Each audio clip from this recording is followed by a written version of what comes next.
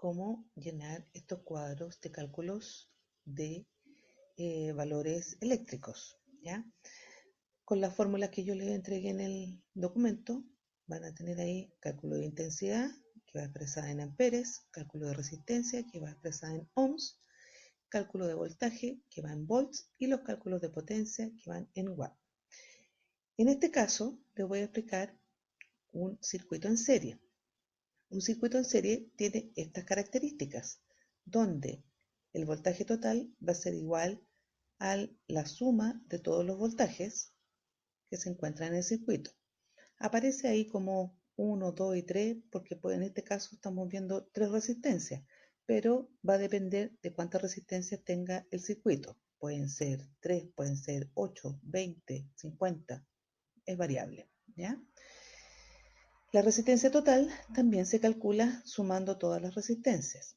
Y en este caso, solo del circuito en serie, el valor de la intensidad total es igual al valor que pasa por cada una de las resistencias. O sea, la corriente que pasa por la resistencia 1 es igual a la corriente que pasa por la resistencia número 2 y por la 3 y así sucesivamente, ¿ya?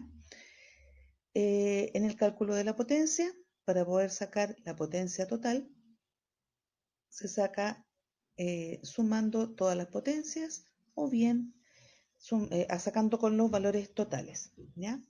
En este caso vamos a tener estos datos de un circuito, donde vamos a traspasar esta información a la tabla.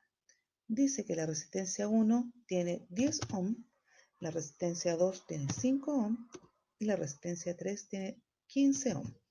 Y nos dice que el voltaje de fuente o el voltaje total es igual a 6 volts, ¿ya? Si nosotros aplicamos, en este caso, aquí podemos calcular ya la resistencia total.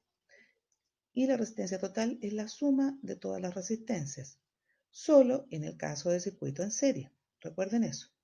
Entonces, 15 más 5 más 10 nos va a dar igual a 30. Por lo tanto, la resistencia total de este circuito es de 30 ohm. Entonces, si después aplicamos la fórmula de la intensidad, podemos calcular la intensidad total, que sería igual al voltaje dividido por la resistencia. Por lo tanto, quedaría 6 dividido en 30, que nos daría 0,2. Ahora, si aplicamos lo que nos dice aquí, la intensidad total es igual a todas las intensidades que pasa por cada una de las resistencias, por lo tanto, los valores de acá serían los mismos. Y con esto ya podemos calcular el resto de los puntos. Por lo tanto, el voltaje 1 sería igual a la intensidad 1 por la resistencia 1. Y 0,2 por 10 nos da 2.